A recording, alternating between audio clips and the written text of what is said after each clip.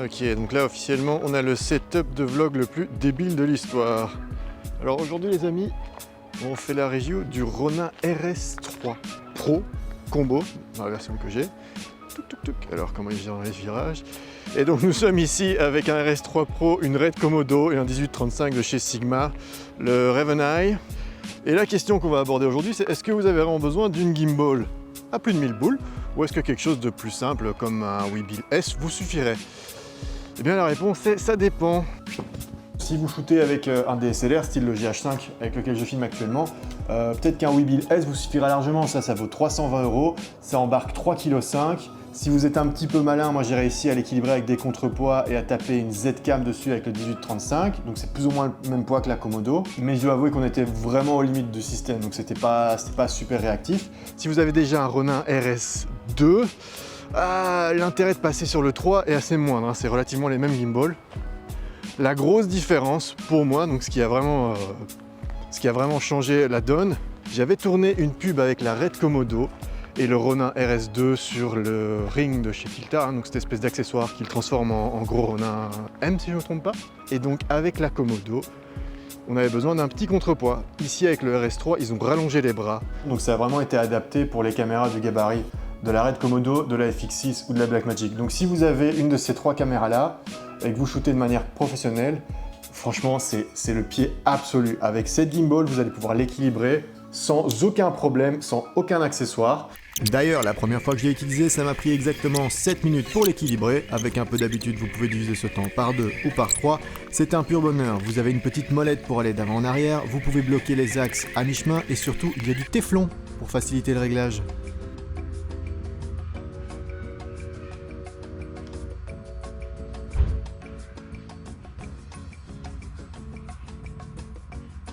Un autre truc où j'ai failli chier dans mon froc quand je l'ai vu, les plates qui sont livrées avec le RS3. Elles sont compatibles Manfrotto. Attention, par contre, l'inverse n'est pas vrai. Donc vos plates Manfrotto n'iront pas sur la gimbal. Ça, je sais pas s'ils l'ont fait exprès. Si vous le savez, vous pouvez taper ça en commentaire. C'est la même gimbal que le RS2, sauf que les bras sont un peu plus allongés. Donc ici, par exemple, si je débloque celui-ci, vous allez voir qu'il est tellement long que, en fait, on peut pas le replier correctement.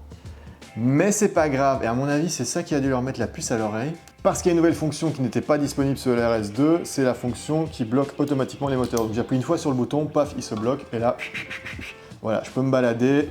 Donc si je rappuie une fois, il va se débloquer. Et alors si je l'éteins, voilà, il va se mettre en position fermée, et il va se bloquer, et pareil, je peux partir avec ça.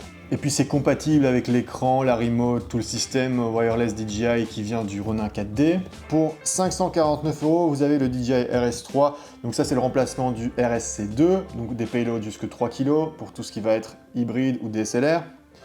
Le RS3 Combo, donc qui prend le moteur de poing ainsi que la poignée pour 719 €. Le DJI RS3 Pro, 869 €. Donc ça c'est le remplacement du RS2. Et enfin la version que moi j'ai, le DJI RS3 Pro Combo, donc avec la poignée, le moteur de poing ainsi que le Raven Eye, donc le petit émetteur sans fil en HDMI qui vous permet d'avoir le retour sur le téléphone ainsi que d'avoir l'Active Track. Alors ça c'est un truc au début je me dis merde je vais pas pouvoir l'utiliser parce que la Red Komodo elle sort en SDI. Et après je me suis souvenu que j'avais ce petit truc, un Blackmagic micro-converteur SDI vers HDMI et ça fonctionne. Je l'ai alimenté depuis le 3e port USB-C depuis le Ronin et ça m'a permis d'avoir l'Active Track avec la Red Komodo et ça c'est relativement de la folie. Ok, donc test de l'Active Track. Donc je fais un carré sur mon visage. Hop, on va voir s'il me suit. C'est complètement insane. C'est absolument n'importe quoi. Donc là, j'ai un setup avec ma caméra, peu importe la caméra, j'ai de l'Active Track quoi. C'est-à-dire que je peux faire le con et la caméra me suit. J'ai le contrôle sur la mise au point ici. C'est-à-dire que je peux me rapprocher, faire mon point. Hello. Ah, là il m'a perdu. Là il m'a récupéré. Parce que j'ai toujours le point. Bon, le point sur le téléphone, j'avoue que c'est pas le truc le plus évident.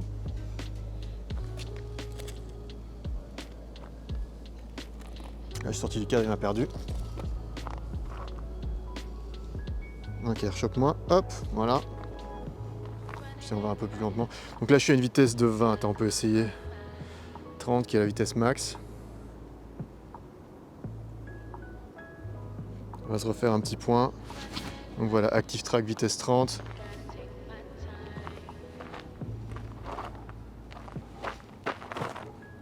C'est complètement insane. C'est complètement débile. Incroyable. Notez également que vous avez l'accessoire LiDAR qui vous permet d'avoir de l'autofocus sur vos optiques manuelles et qui permet d'augmenter la précision de l'Active Track. Attention, ceci dit, il n'est compatible qu'avec le RS3 Pro. Le fait que vous pouvez l'accessoiriser, les bras en carbone qui le rendent plus léger, la petite molette pour le fine tuning, les plates qui sont compatibles Manfrotto, l'autolock des moteurs, l'Active Track, le Raven Eye, la compatibilité avec le DJI Wireless. C'est tous ces petits points qui font que selon moi c'est la meilleure gimbal que vous pouvez choper pour l'instant. Putain de lane. Voilà, j'espère que cette vidéo vous aura plu. Je tiens à préciser que cette vidéo n'a pas été sponsorisée. J'ai acheté ce truc avec mon propre argent, donc je vous en tous. N'hésitez pas à vous abonner à la chaîne, à liker, à taper un petit commentaire, et moi je vous dis à la prochaine.